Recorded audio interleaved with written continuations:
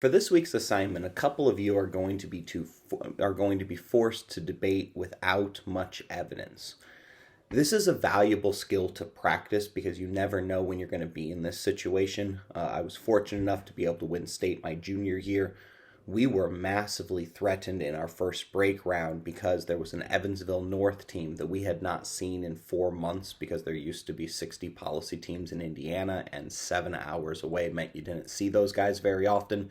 They were incredibly talented, and they read a case that we had absolutely no evidence anywhere in our 7 tubs of evidence for. And we had to go neg against that in the first elim round. We literally read 0 pieces of evidence, and we were still able to beat a really talented team, partly because their case had a huge amount of flaws. But evidence oftentimes becomes a crutch for kids. And there's one thing we 100% know about most judges. While evidence is important, they do not want you to just be a card reading team. So, in order to be really good at debate, you've got to figure out how to occasionally put away the cards and bring in the argumentation and the other elements of public speaking that judges want to see. The best analogy here, which I'm not going to get a virus by downloading a YouTube video and breaking copyright law, is with Star Wars. There's multiple instances in Luke Skywalker's training where he has to put away his crutch.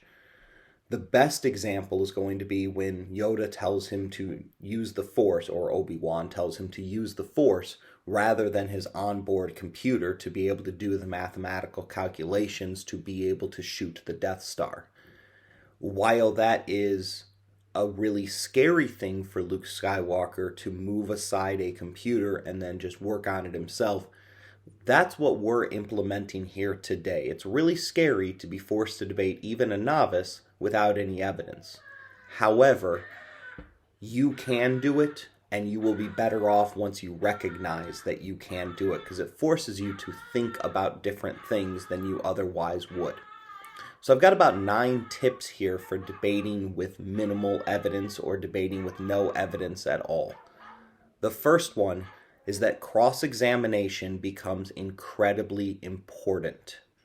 You need to get rid of the understanding the argument. Hopefully you do that after you hear the 1AC, but you need to establish links. You need to hear evidence to be able to find flaws if they don't give it to you directly. You need to be able to establish where you can plant your logical evidence from it. Getting a link from the AF in CrossX is actually better than reading evidence yourself.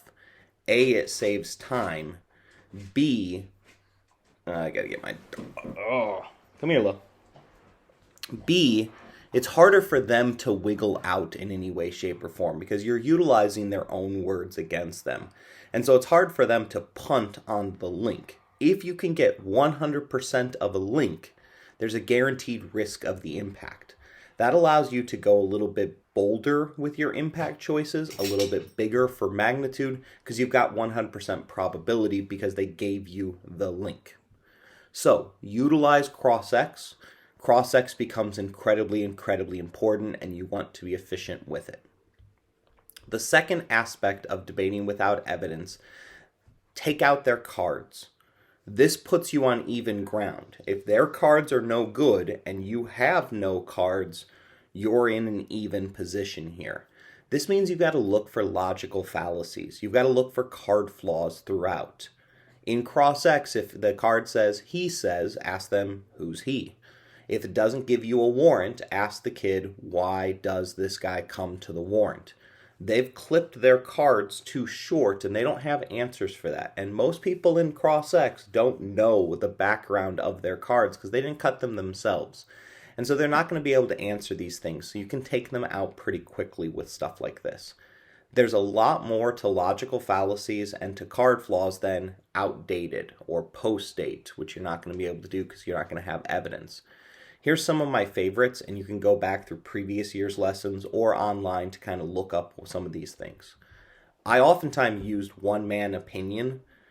You can tack the credibility of the source here. You can look at the idea of he said or she said within it and just look at that as an opinionated, non-factual, non-evidentiary thing. Oftentimes, if you're in a newspaper article and you're talking about criminal justice reform, you've got somebody who is an activist or a reformer that you could question why they're saying what they want, or you've got somebody who was within the system and obviously why they think the system's bad. That is one person's opinion. They're not getting both sides. You can look at correlation, not causation, that something is happening but it's not related. You can look at a slippery slope argumentation. This oftentimes happens in policy debate with big impacts and big advantages, that if A happens, then B will happen, and suddenly we get to Z. Well, there's a lot of places between B and Z that the status quo can correct itself.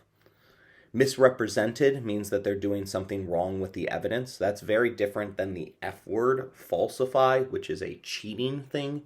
Misrepresentation can simply get into the fact that it's power tagged or it's not as good as they are making it out to be. Almost all evidence, especially camp file evidence, is misrepresented. They could be doing a black-white fallacy where they're presenting that there's only two options, but there's a good gray third option that you're going to represent. You could do that it's a biased source. Know where the news comes from. Look at the conservative versus liberal bent. Don't call it fake news, but you can look at biased sources. Straw man means they're setting up a fake thing for you to kind of go after and attack that's not really important. And the easiest thing to understand for high school debaters that there are internal contradictions within their evidence or within their logic. All of this can be used to take out their evidence and put you on that level ground. The third thing that you want to think about is to use your knowledge. Knowledge is power, according to after-school specials on NBC in the 1990s.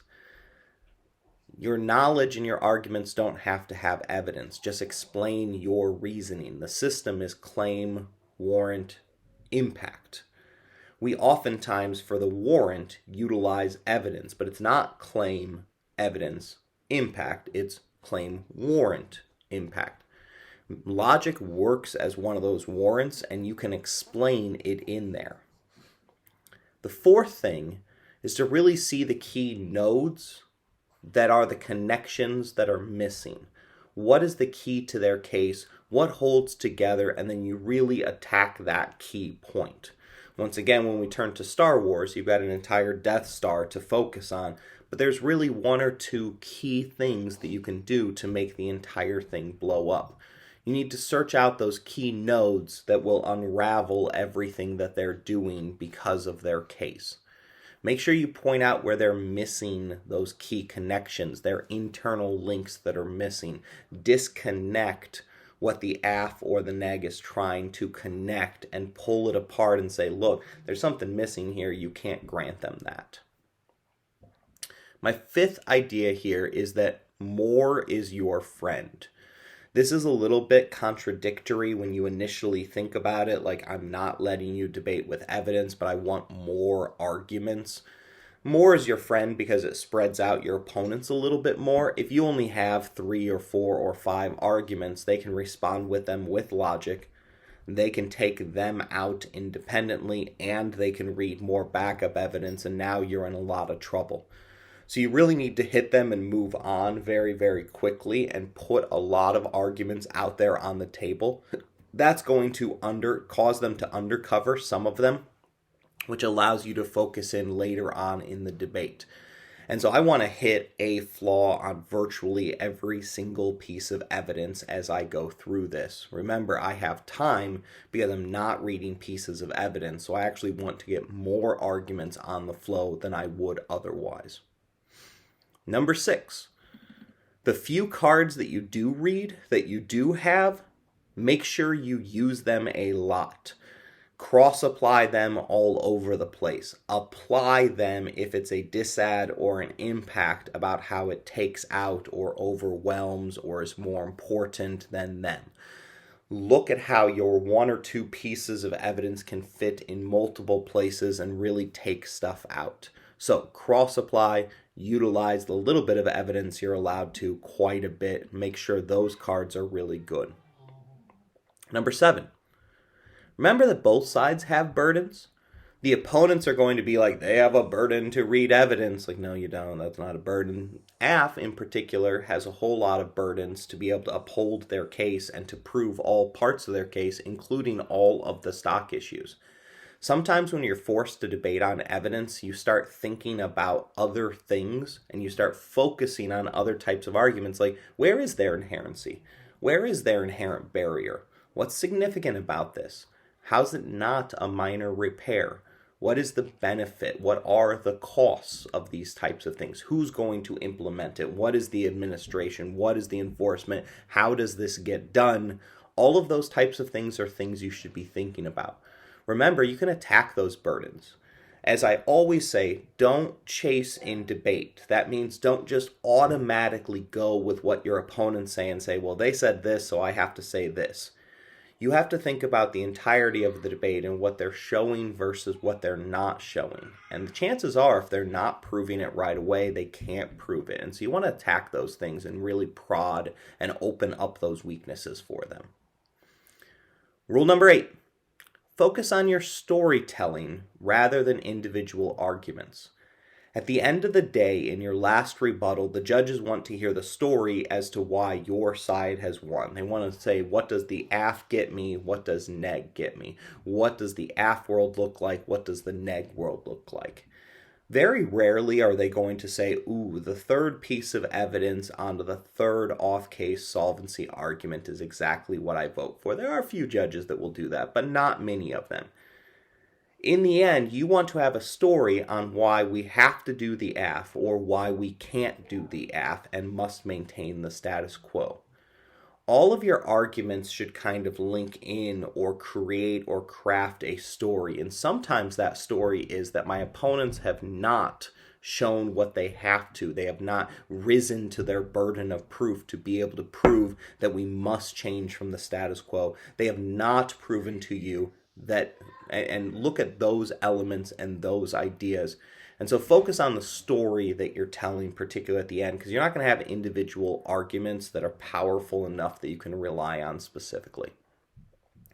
The 9th and last thing that I'll say is realize there's certain types of arguments that are less reliant on evidence in policy debate, topicality, counterplans, real-world examples, and application issues. Very rarely do they ever need evidence in any way, shape, or form. So if you truly are worried about filling up time, you want to think about those types of arguments that are less reliant on evidence that you might be able to get away with more. So, to recap, Death Star bad, debating without evidence good. Cross-X is really important. You can take out all of their evidence with logical fallacies, and you want more of that because more is better because it will spread them thin.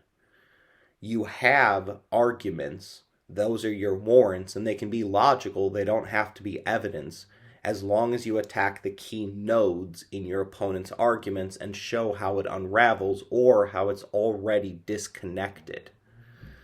When you do get a chance to read something, make sure you cross-apply the heck out of it and that you utilize it as much as you can, and point out the burdens for both sides as you focus in on your storytelling and what you have proven versus what they have not proven.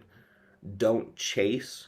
Focus on what you have to do in order to win, and you can even pick arguments that are less reliant on evidence.